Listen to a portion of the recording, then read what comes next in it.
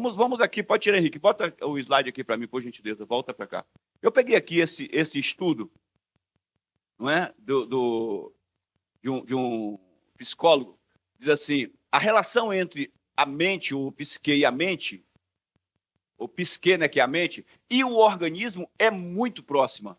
O cérebro tem alças de intervenção no corpo inteiro, por meio do hipotálamo, que é a região do cérebro que dá esses comandos.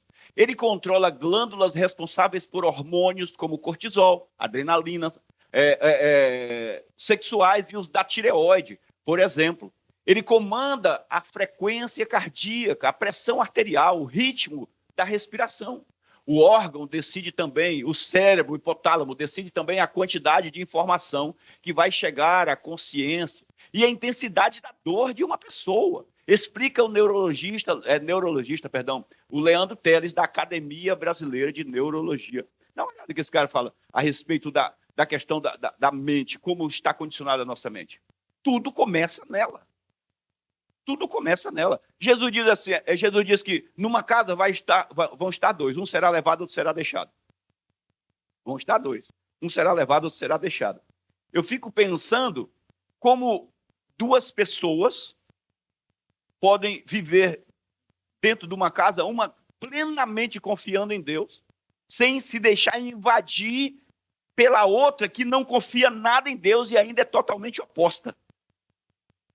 E aí, então, eu encontro a palavra dizendo que a palavra de Deus é poderosa, Hebreus 4, não precisa colocar não, Hebreus 4:12, porque a palavra de Deus é mais penetrante do que qualquer espada de dois gumes, que penetra até dividir a alma da medula, as juntas da medula, a alma do espírito, e ela sonda e examina. Ela pode separar isso, ela pode criar um ambiente na mente, no coração do homem, que é capaz de protegê-lo. Eu ouvi uns dias atrás um podcast do Theo Hayashi, ele falando sobre um cara que foi prisioneiro lá na Coreia do Norte. Ele foi prisioneiro e vários outros prisioneiros, mas ele foi um prisioneiro por causa do evangelho, foi pego falando do evangelho. E aí, todos os dias, eles colocavam lá, o dia inteiro, músicas e mensagens da crença deles, que era totalmente contra, sobre o nazismo, podemos dizer assim, e era totalmente contra. E esse cara ficou lá mais de 10 anos preso. Depois de mais de 10 anos, ele foi solto, e aí perguntaram para ele como é que ele conseguiu manter a fé dele naquele ambiente tão carregado com essas informações, porque outras pessoas não conseguiram. E ele disse assim, quando desligava o som para a gente dormir, eu mentalizava um verso bíblico e declarava aquele verso até dormir. Aí no outro dia eu acordava, antes de desligarem o som de novo, eu declarava que o meu dia ia ser segundo aquele verso, ficava meditando e meditando e meditando. Quando o som entrava, aquele verso continuava gritando na minha cabeça, e aquele verso me protegia diante de toda gritaria do lado de fora. E ele permaneceu firmado na fé, firmado. Então, Deus pode, sim, proteger diante de qualquer adversidade. Senão, Jesus não teria dito na oração de João, no capítulo 17, na oração dele, que ele diz assim, eles não são desse mundo, eu não peço que os tire desse mundo, eles não são daqui, mas precisam estar aqui. Então, eu peço que guarde eles do mal. E guardar do mal lá, gente, é proteger, é manter a minha e a sua mente santificada, separada para Deus. Então, nós temos esse benefício do alto, esse benefício espiritual, mas eu preciso parar para refletir. Até porque, se Deus não leva em conta o tempo da nossa ignorância, se nós permanecemos na ignorância, não podemos fazer escolhas sobre o que é certo, sobre o que é bom. Vamos sofrer, como Paulo diz, vamos sofrer com razão, porque permanecemos dentro do campo da ignorância. Deus não leva em conta o tempo da ignorância, mas não pega os ignorantes e puxa para dentro. Os ignorantes têm que ser iluminados para fazer uma escolha, não é? Então, vamos continuar aqui, tem mais. Mente sã, corpo são. E por ser tão influente no organismo, quando o cérebro adoece, o corpo costuma ir junto, tanto física quanto psicologicamente. Um bom exemplo é o de uma pessoa ansiosa. A razão é psíquica, mas os sintomas são muito claros. As mãos começam a suar, o coração bate mais rápido, o estômago dói e alguns têm até diarreia. Gente, isso é coisa bem comum para a gente, né? E esse cara não é cristão, não. Isso aqui é uma pesquisa, né, que ele fez sobre a mente humana. As manifestações são imprevisíveis e não há exame físico que descubra quais as razões do problema. Está tudo dentro da cabeça. Sem saber de onde vem a doença, o paciente costuma viver uma verdadeira epopeia. Pula de médico em médico, faz milhões de testes com resultados normais e até finalmente conseguir o diagnóstico. O culpado é o cérebro, é a mente. Né? Porque ele se concentra numa coisa só. Mantém-se concentrado. Eu vi a semana passada um videozinho de uma moça, sei lá, deve ter 20 e poucos anos, ela chorando, gritando, e a mãe dela achou tão ridículo que fez um vídeo e colocou lá no Facebook, foi no YouTube, eu não sei onde eu vi, mas eu vi. Porque morreu o ator principal do dorama. E a mãe dizendo, olha gente, esse escândalo aí é só porque o ator principal do dorama morreu. E ela estava chorando, derramando rios de lágrimas. Eles não podem fazer isso com a gente está acompanhando a série, eles não... Você está entendendo o contexto, a destruição que o sistema e o inferno está fazendo? E isso está dentro da igreja, porque a igreja não tem protegido a mente. Eu estava falando a semana passada com uma pessoa, numa reunião de gabinete, eu disse assim, você pode estar vivendo escravo da tua própria sabedoria, achando que é extraordinário naquilo que faz, porque você faz de olho fechado, e é só o que você sabe. Se tirar aquilo da sua frente, você fica perdido. E agora? Para onde eu vou? Feito o cachorro correndo atrás do carro. Quando o carro para, não sabe o que fazer. Porque você está agindo na tua própria sabedoria. Eu sei. Eu sou o cara, pastor. Eu sei tudo, eu faço de olho fechado. Eu digo, cara, vamos tirar da frente para ver para onde você vai, para ver se você realmente está com a mente iluminada. Eu comentei, nesse contexto, eu achava o meu pai um dos homens mais inteligentes do planeta. Uma referência gigantesca para mim. Mas nessa área, cara, ninguém entendia de agricultura do cacau como meu pai entendia. Mas no dia que tiraram o cacau da frente dele, ele ficou perdido. Foi a falência. Porque ele não sabia fazer outra coisa. A terra continuou lá. Mas ele não sabia fazer outra coisa. Mas junto com ele, centenas de agricultores daquela região não sabiam fazer outra coisa. Porque não tinham iluminação do alto para fazer escolha. Porque não refletiram sobre o que mais pode produzir aqui. Deus não gerou ninguém burro, ignorante, podemos dizer assim, perdão pela palavra burro, né? Mas não estou falando da gente, eu estou falando da humanidade. Nenhuma criança nasce burra. Toda criança nasce inteligente. Como ela vai ser desenvolvida é que vai mudar. Então, na verdade, a parte ignorante que nós nos tornamos foi depois de grandes, ou de burros. Tá bom? Deus, ficar medindo coisa, né? O especialista precisa ter bastante cuidado, estudar bem o histórico para chegar à raiz do problema e afastar qualquer hipótese de ser algo estritamente físico. Né? Sabe o que eu estava falando para Mar? Estou procurando, vou fazer faculdade de psicologia para arrancar o dinheiro dos crentes. Colocar-se só crente.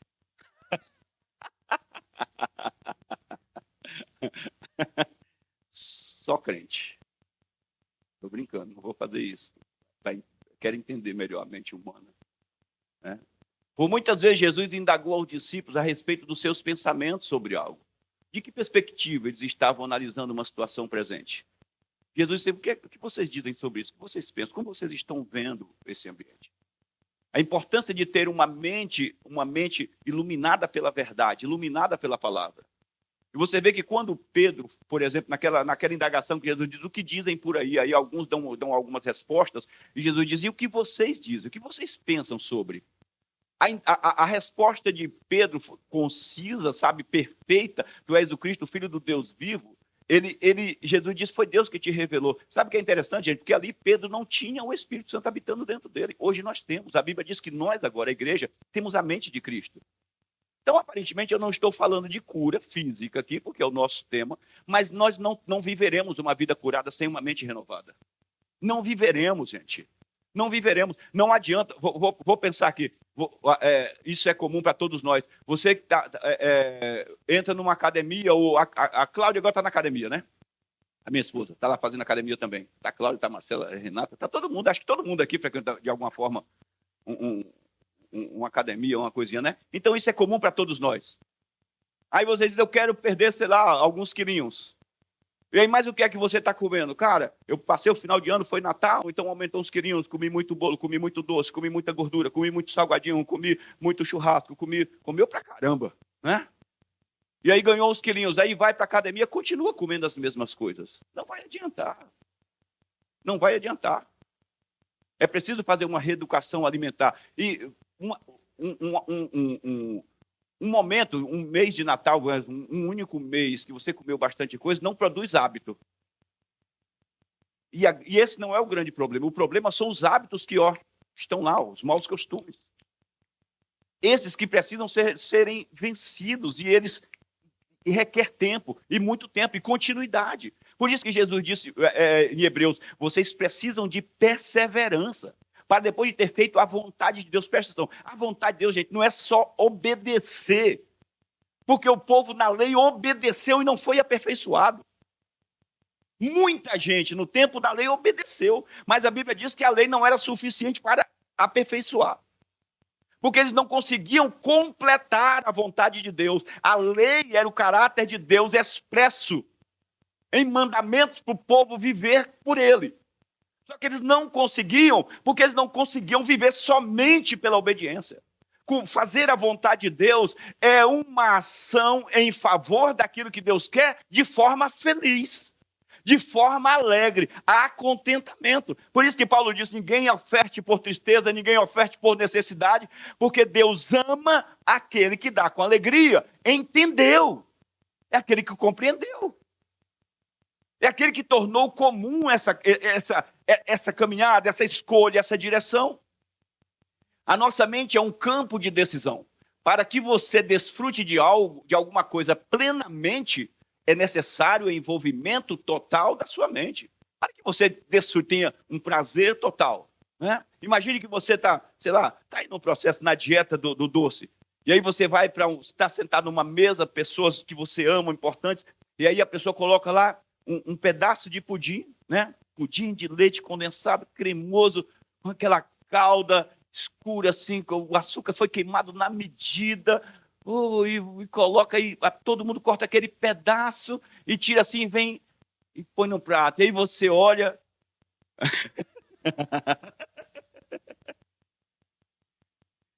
E aí você diz assim, eu não. Todo mundo está comendo. Você vai desfrutar do pudim se comer? Não vai. Você vai sentir doce, vai se condenar totalmente. Se a sua mente não receber isso com gratidão, pode esquecer. Se não, cara, e você poder viajar no pudim.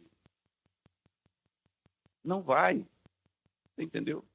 Então, se a tua mente não estiver envolvida, não vai. Desfrutar e receber são sinônimos do campo da fé. Desfrutar e receber são sinônimos no campo da fé. Sabe? Aquele que crê e recebe já se alegra antes mesmo de acontecer. A mente é um campo totalmente lógico e racional, não tendo qualquer condição de processar a espiritualidade. A fé espiritual. Não tem. A mente é lógica e racional. Sabe qual é o trabalho da mente? É entender as inclinações do espírito e transmiti-las para o corpo. Esse é o trabalho da mente. É compreender as inclinações do espírito e transmitir para o corpo. Mas aí, por que eu preciso então, pastor, renovar minha mente na palavra? Para que isso produza prazer, gere alegria. Para que isso expresse alegria. Eu entendi, cara, mesmo parecendo ser um barco furado, eu vou fazer. Então, quando Deus, lá em Êxodo 15, 26, dá estatutos e ordenanças, ou seja, ele dá direções, mas ele também entrega as pessoas para que elas façam uma escolha. Ali, gente, fala a respeito de todas as áreas das nossas vidas. Como eu vou viver curado? Como eu vou desfrutar de uma vida curada? Eu vou ter que fazer escolhas pelo caminho. Eu vou ter que fazer escolhas. Ou então, não adianta. Eu vi alguns anos atrás um grande líder do Brasil cristão, né? Da igreja, que foi um instrumento de cura de milhares de pessoas. E eu sou testemunha de curas dele. Pessoas que foram curadas. Cadeira de roda e tudo. E faleceu com algumas enfermidades, segundo o diagnóstico, e gigantão. Gordão, porque não conseguia emagrecer. Então eu preciso não apenas entender o que Deus quer, eu preciso processar, compreender e me alegrar nisso que Ele quer, nisso que Ele quer fazer conosco. Quem crê já desfruta e se alegra antes mesmo da manifestação física. Então eu peguei aqui até esse ponto para nós entendermos que a nossa mente é o cooperador direto para uma vida saudável. A sua mente é um cooperador direto para uma vida saudável. É um cooperador direto. Não tem jeito. Se você não domar ela, se você não entregar sua mente ao Espírito, se você não se render mentalmente, os seus pensamentos à verdade, não adianta. Vai viver doente. Vai viver doente. Então nós temos o primeiro estágio para viver saudável. Gente, não estou falando aqui de um milagre de cura, onde você vai lá e ora por qualquer um, não importa se é crente, se não é crente, se orar e crer, ele vai ser curado. Se você crer, não precisa nem ele crer às vezes. Vai ser curado, mas ele vai voltar a ficar doente. Lázaro ressuscitou e morreu de novo. A filha de Jairo ressuscitou e morreu de novo. Estou falando para viver um processo, sabe? Um processo. Às vezes a gente diz, nós mesmos já confessamos sobre maldição hereditária. Pessoas que foram enfermadas porque o meu bisavô, o meu tataravô, o meu bisavô, o meu avô, o meu pai, agora passou para mim. Esse processo, nós acreditamos nisso? Não acreditamos nessa operação geracional de Deus, onde aquele que está em Cristo vai viver e vai passar para os seus filhos e seus netos e seus bisnetos. Se a maldição pode ser hereditária, a bênção, a Bíblia diz, Deus diz assim, olha, eu visitarei o pecado dos pais nos filhos até a 4ª geração, mas sou Deus misericordioso até a 1000ª geração. Então é muito mais, gente. Muito mais do que um pequeno alcance. O que eu preciso é processar esse meu coração, entender com a minha mente, permitir que a mente, sabe? Por isso que refletir é fundamental, pensar, a Bíblia diz, aquele que fala sem refletir peca. Pensar, parar sobre o que eu estou fazendo com a minha vida. O que eu estou fazendo com a minha saúde, o que eu estou fazendo com o meu casamento, o que eu estou fazendo com o meu trabalho, porque tudo isso fala de saúde. É muito ruim quando você está trabalhando num lugar onde você entra, quando você pensa nele, você adoece. Que você entra em depressão. Pensa em ir para o trabalho, ai meu Deus. Aí, se quando você pensa, produz uma murmuração, é preciso de cura. Pensei no trabalho. Ai, de novo. Ai, Jesus, tem que ser curado. Precisa de cura mental para isso. É preciso de uma verdade que ilumine, para que você, quando pensar, diz, opa, vou lá. Mais um leão. Né? Vou correr atrás. De quê? Dar uma rasteira no inferno, né? Porque não vou correr atrás do prejuízo. É preciso a gente renovar. Porque foi exatamente como aconteceu na saída do povo. Aí eu entrei aqui só para dar uma abertura aqui para vocês entenderem o que o processo de Isaías 53, que é difícil você passar por cura sem trazer esse capítulo para a gente. Eu vou ler rápido, espero que vocês me ajudem aí compreendendo, né? Verso 4 diz, verdadeiramente ele tomou sobre si as nossas enfermidades e as nossas dores, levou sobre si. Nós o reputávamos por aflito e ferido de Deus, acreditávamos que ele, ou lá no caso, na época, eles achavam que ele estava sofrendo porque ele merecia, porque Deus estava punindo ele, mas na verdade, tudo que ele estava passando foi por nós, né? Em nosso favor. Aqui tomou enfermidades, dores e levou, eu separei aqui para mostrar para a gente. A palavra tomou aqui, que é a palavra nasa, levantar, erguer, carregar, tomar, levantar, erguer, suportar, sustentar, aguentar, levar embora, carregar embora, perdoar, é um ato voluntário. Jesus tomou, ele quis, ele escolheu. Ele disse, ninguém tira a vida de mim, eu mesmo a dou. É um ato voluntário de Jesus. Então vamos voltar para lá de novo? Tomou sobre si as nossas enfermidades. É um ato voluntário. Gente, é uma ação da compaixão de um homem. Eu não quero que esteja sobre eles. Ele se move, esse amor é derramado do coração de Deus, que gera o próprio Filho dele, porque Cristo é o amor do Pai, ele toma para si as nossas enfermidades. Ele toma. Então, nós estamos aqui, gente, compreendendo, ou nós temos em nossas mãos verdades que expressam uma extrema vontade de Deus em nos ver saudáveis. Uma extrema vontade de Deus. Aí nós temos a outra palavra, né? Perdão, aqui. Ele tomou as nossas enfermidades. A palavra enfermidades aqui que é chole, né? Ou cole. Doença, enfermidade física. É o que ele tomou, que ele não quer que esteja sobre nós. Agora nós temos a próxima. A palavra levou. Deixa eu voltar lá, não é? Tomou as nossas enfermidades e levou as nossas dores, não é? A palavra levou aqui, que é a palavra sabal, ou salbal, né? Carregar uma carga, arrastar-se. É um ato de obediência. Presta atenção. Jesus tem a parte voluntária, a parte que ele abraça, porque nos ama e quer nos ver curado, e tem a parte de obediência. É como se ele fosse um servo a serviço de alguém. Então isso é a demonstração do grande amor do Pai. Do grande amor do Pai pela humanidade. A Bíblia diz que a Deus agradou moê-lo, fazê-lo enfermar. Está aqui, ó, sabal. Ele levou. O pai disse, eu quero que você leve a carga do Guilherme. Eu quero que você leve a carga da Marcela. Eu quero que você leve a carga do Davi. É isso. Ele obedeceu. Por isso que a Bíblia diz que ele foi obediente até a morte. Porque ele levou, carregou uma carga, arrastou-se. É um ato de obediência, não é? Em nosso favor.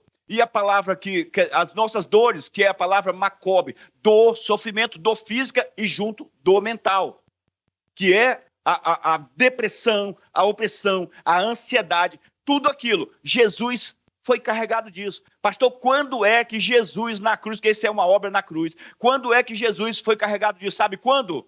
Quando, no momento em que ele disse, Deus meu, Eli, Eli, lema sabachthani. Quando Deus se separa dele, entra uma pressão, uma tristeza, uma angústia, uma depressão, porque ele ficou sozinho. Então, o que nós podemos dizer sobre depressão, opressão, tudo isso que opera na mente? A ausência da presença de Deus. Por isso que Jesus relutou com a ausência do Pai. Porque ali ele estava sendo oprimido por causa da falta da ausência do Pai. Enquanto o Pai está presente, ninguém podia fazer nada contra ele. Enquanto o Pai estava presente, mesmo fazendo, era como se não estivesse fazendo. A Bíblia diz que ele suportou a cruz e não levou em conta, ignorou, na verdade, a opressão e a humilhação dos pecadores contra ele. Mas no momento em que o Pai se afasta, a ausência do Pai, ele é oprimido. Ele fica só, ele se sente só. E uma pessoa só, sem a presença de Deus, ninguém pode ajudá-la. Não existe cristão, não existe forte, não existe gigante que possa ajudá-la, a não ser o próprio Deus. Então ele clama a Deus, porque o Senhor me desamparou. Porque foi o momento onde ele ficou oprimido. Gente, nem no Getsemane Jesus fica tão oprimido, porque ali ele está orando, pedindo que tire a carga se for necessário, mas ele se levanta e diz, vamos, chegou a hora. Está pronto, estou pronto. Mas quando ele chega na cruz, ele é oprimido mentalmente. Por quê? Por causa da ausência da presença de Deus. Você quer ver o inferno parar? Encha sua mente da presença de Deus, das verdades. Comece a declarar como vai ser, declare como você crê, declare o que você crê, declare o que você crê, declare. Eu quero ver Deus não te fortalecer no meio da maior batalha, no meio da maior guerra. Vamos mais para frente. Voltar de novo, mas ele foi traspassado, verso número 5, nós lemos o 4, por causa das nossas transgressões e moído por causa das nossas iniquidades. O castigo que nos traz a paz estava sobre ele e pelas suas pisaduras nós fomos sarados. Então, traspassados, né, por causa das nossas transgressões e moído por causa das nossas iniquidades. Então, nós temos duas palavras aqui também diferentes. Transgressões e iniquidades, são duas coisas diferentes. Primeiro, a palavra traspassar, que é halal, profanar, contaminar, poluir, começar, ou seja, ele foi traspassado, ele foi contaminado em nosso lugar, ele tomou os nossos pecados, ele se permite tornar-se pecado por nós, ele foi contaminado. Volta para o texto. Ele foi contaminado, ele foi, outra palavra aqui, profanado, não é? Corrompido por causa das nossas transgressões. Ele foi corrompido por causa, ele se torna como um de nós, e moído por causa das nossas iniquidades. A causa aqui, transgressão é a causa, que é a palavra fechar, rebelião, ofensa.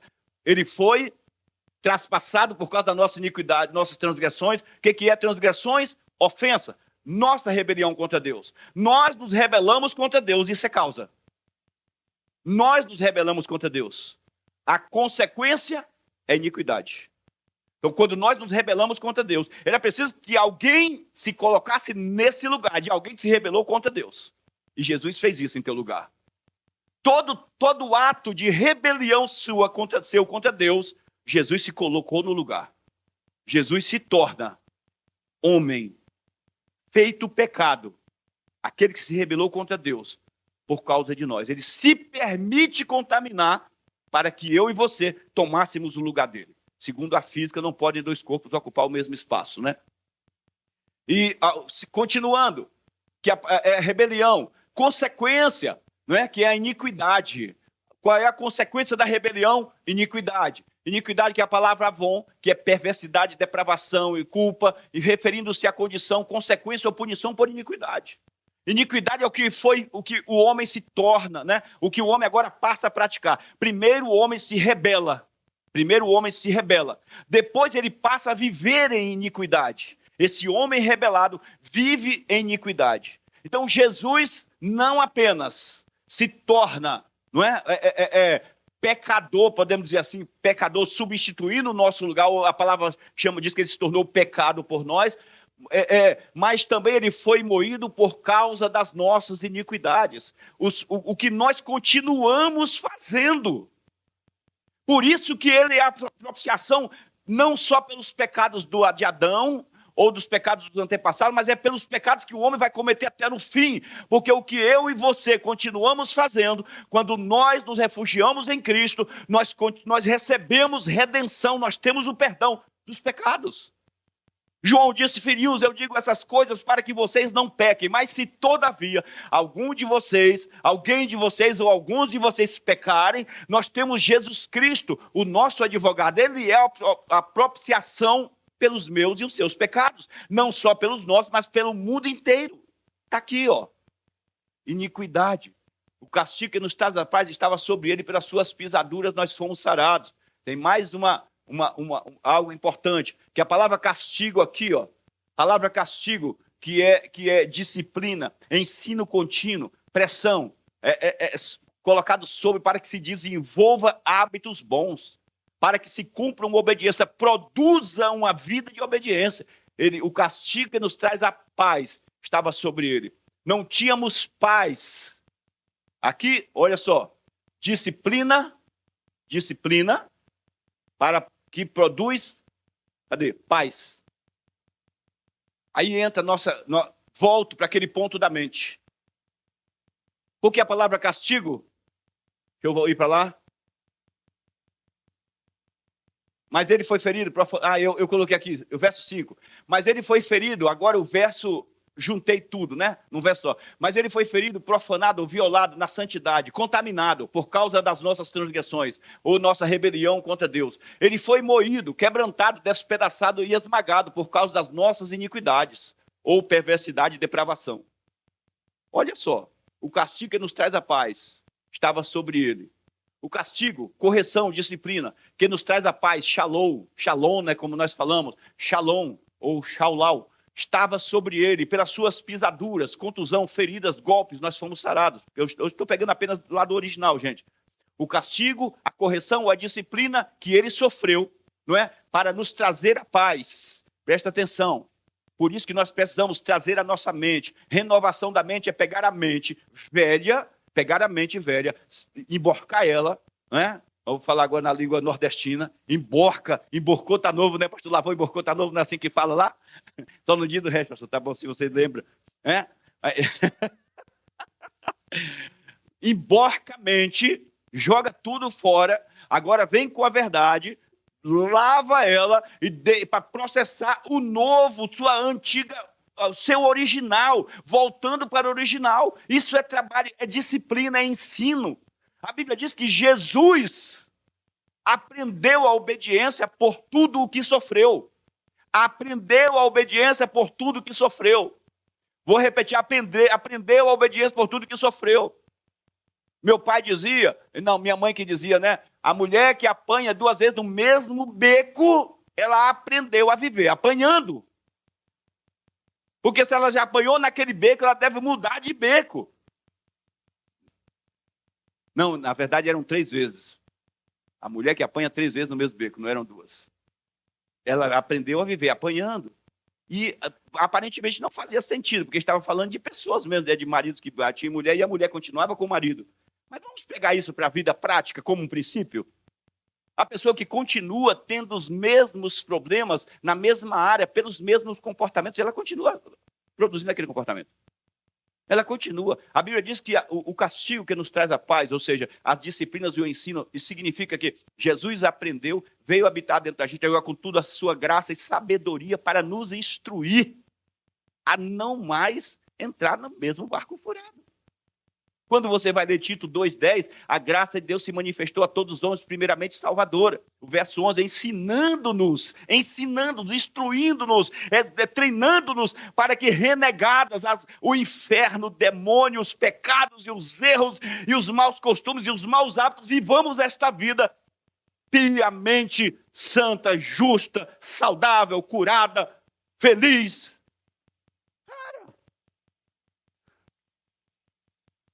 Uma vez a Cláudia, a gente estava andando, há muitos anos, pastoreava ali no Jardim de Abril, e a gente estava vindo com a Kombi, eu, a Cláudia e as 2 meninas, a Marcela tinha uns 7 anos, 8 anos, sei lá. A Renata tinha uns 3, 4 anos, obrigado, Vê. Tinha uns 3, 4 anos. A gente vinha com a Kombi, e quando chegou ali na saída do Parque dos Príncipes, na Politécnica, a Kombi acabou a gasolina. Isso era 1h da manhã, 1h30. Eu disse, como é que eu vou deixar minha família aqui e vou buscar gasolina? Elas não podem ir, eu não posso ir. Aí ficamos lá um tempão, ninguém apareceu. Aí coloquei a Cláudia no volante, a Marcela e a Renata abriam a tampa traseira da Kombi, a Marcela e a Renata sentou uma do lado de outra, perninha pendurada ali, felizes. E eu arranquei a camisa e peguei a Politécnica empurrando aquela Kombi.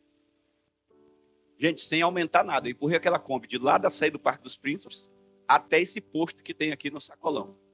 Quando eu cheguei na porta do posto, os 3 frentistas vieram e me ajudaram a subir ali na calçada para colocar gasolina. Aí a Cláudia declarou assim, nunca mais a gente vai ficar na rua por causa de falta de combustível. Aí ela olhou para mim assim, mas você tem que encher o tanque.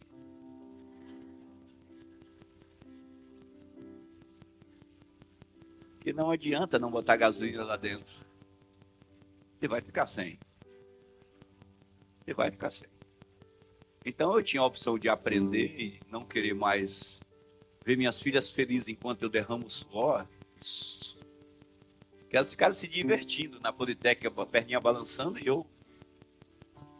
Né? Chegamos ali, era quase 3h da manhã naquela Kombi. Mas eu tive que aprender. Temos que aprender. Castigo, que é disciplina, ensino, pressão que veio sobre ele, todo aquele tempo dele. A Bíblia diz que ele aprendeu a obediência por tudo que sofreu, pelo castigo. Ele foi castigado em nosso lugar, não somente naquela cruz. A Bíblia diz que ele se esvaziou de si mesmo e na forma de homem humilhou-se. Para ser exaltado, ele humilhou-se. A gente não tem vitória. Ah, pastor, eu vou viver curado, mas continuo fazendo as mesmas coisas. Eu continuo frequentando os mesmos lugares. Eu continuo com os meus relacionamentos. Eu continuo falando as mesmas coisas. Eu continuo ouvindo as mesmas músicas. Estou com medo de abrir mão de amizades, de relacionamentos. Estou com medo de... Manda para o inferno quando o demônio está trazendo desgraça para a tua vida. Não dá para pisar na cabeça de Satanás, às vezes, sem... Dá um chega em algumas pessoas. Onde é que Satanás está na área da sua vida? Está na bunda? Toma aqui. Vai. Pelo amor de Deus, só me deixa em paz, né? Paz, aqui, olha só. O castigo que nos traz a paz estava sobre ele. Pastor, mas é paz, eu estou tranquilo. Dá uma olhada aqui o que significa a palavra shalom aqui, ó. É completude, saúde, bem-estar, paz, totalidade. Olha só. paz em totalidade, que no caso em número, segurança, saúde no corpo, bem-estar, saúde, prosperidade, paz, sossego, tranquilidade, contentamento com Deus, especialmente no relacionamento proveniente da aliança. Aqui, ó, a obra de Cristo naquela cruz foi completa, não apenas para nossa redenção, gente, espiritual, mas também para nossa redenção física e mental. Estamos num processo de redenção, de resgate. No fim será resgatado plenamente o nosso corpo, mas agora nossa mente já está em processo de transformação e ela pode sim condicionar o meu e o seu corpo a dias melhores, a tempos melhores, a tempos melhores. O grande problema é a danada da preguiça, né? Muitas vezes, estou falando do corpo, então eu tenho que falar disso, a danada da preguiça, o desleixo. Não é falta de dinheiro, não é falta... Não, gente, realmente o mau hábito, que é aquela zona de conforto. Precisamos de algumas mães e pais águia, que tira a pena do ninho, vai tirando a pena do ninho. E no nosso caso, a águia não tinha inteligência para comprar uma lima, mas a gente pode comprar uma lima ou esmeril e afinar mais a pontinha do espinho. Deixa ele chegar, deixa ela chegar.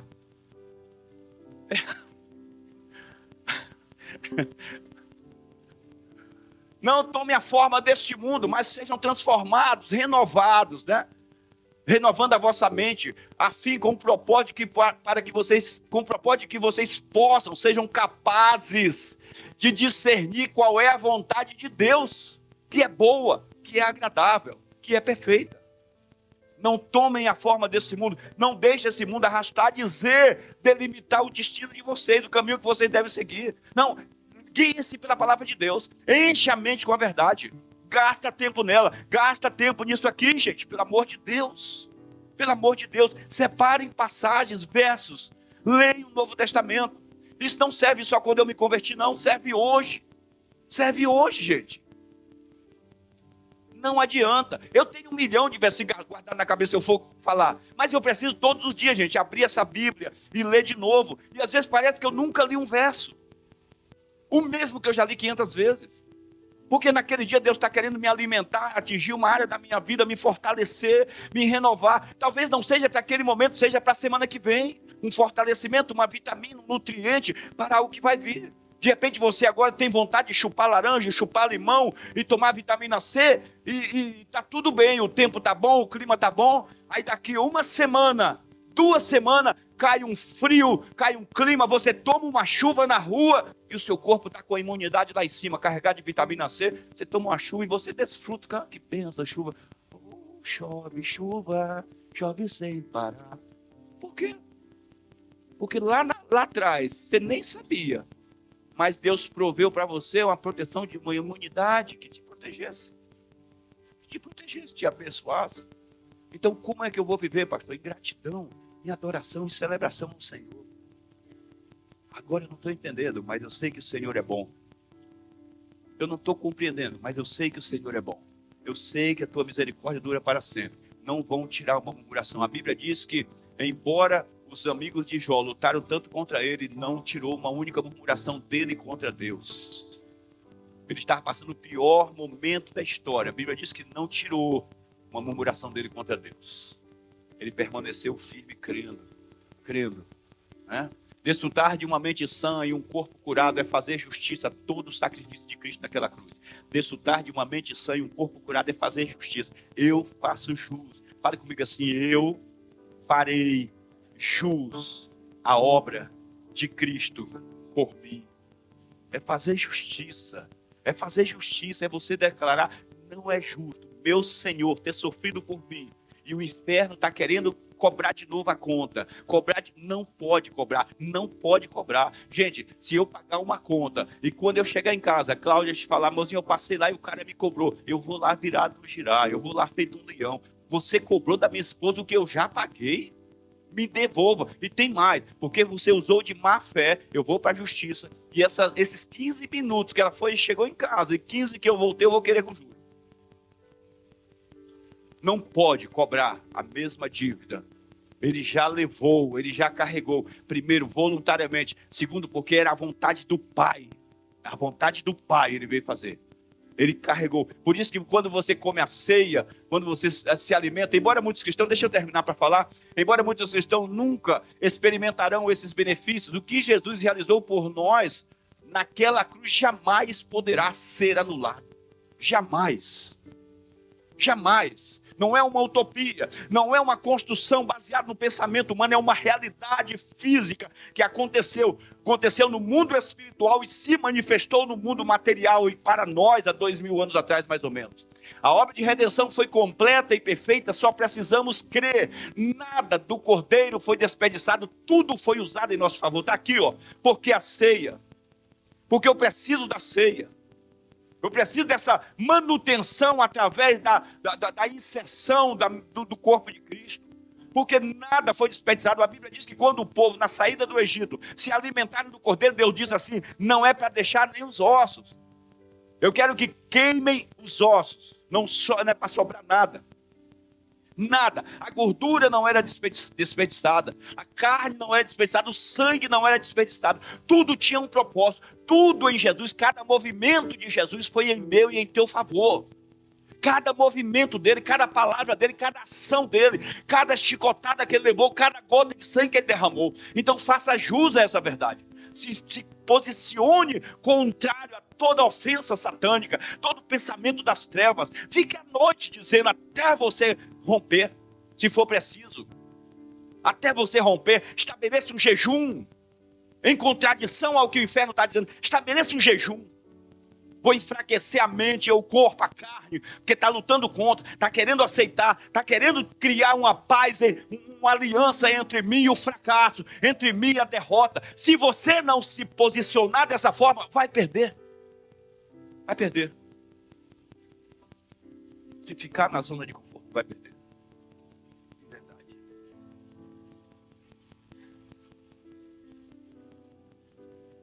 Deus nos chamou Moisés porque ele era o homem mais manso. Deus chamou Moisés porque ele foi treinado. Era um general de guerra no Egito. Foi treinado para ser um general. O maior cabeça de batalha do Egito. Uma das qualificações de Moisés era essa. Era um cara que não tinha medo.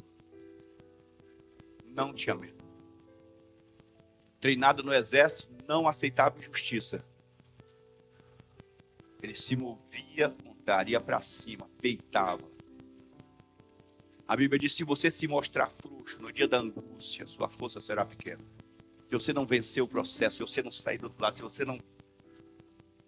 Nós estamos, infelizmente, vivendo um tempo de crentes frouxos, crentes frágeis, crentes mimizinhos. Mas Jesus disse, o reino de Deus é tomado à força. Até hoje se faz violência para entrar no reino de Deus. Satanás não está brincando. Ele não bota luva, ele bate sem luva. É para ver o sangue. Pensa que ele bota luva, não. Pastor, eu entrei no ringue com Satanás. Se prepare que ele está sem luva. Está sem luva e com o osso saindo aqui feito o Wolverine. É para quebrar. Então se você for falar, tô de luvinha, vai perder. Vai perder, gente.